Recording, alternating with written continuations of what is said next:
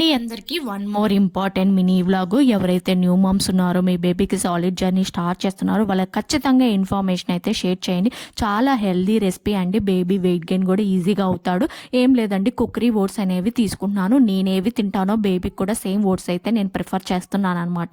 First వచ్చేసి ఒక pan పెట్టేసుకొని మనం ఎంత ఓట్స్ పిండి కావాలో అంత ఓట్స్ అయితే వేసుకొని మంచిగా ఫ్రై అయితే చేసుకున్నాను.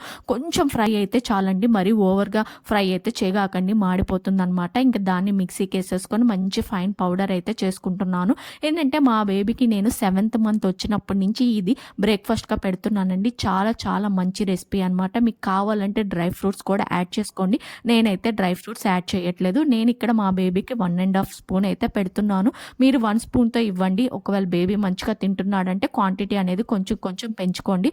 బబుల్స్ లేకుండా కొంచెం వాటర్ వేసి మిక్స్ చేసుకోండి. ఆ తర్వాత మరిగిన్ని వాటర్ వేసేసుకొని ఇట్లా మంచిగా బాయిల్ చేసుకోవాలన్నమాట. బాగా థిక్ కన్సిస్టెన్సీ వచ్చేదాకా బాయిల్ చేసుకొని కొంచెం ఆరబెట్టేసుకోండి. నేను ఇక్కడ ఫ్రూట్ అయితే యాడ్ చేస్తున్నాను.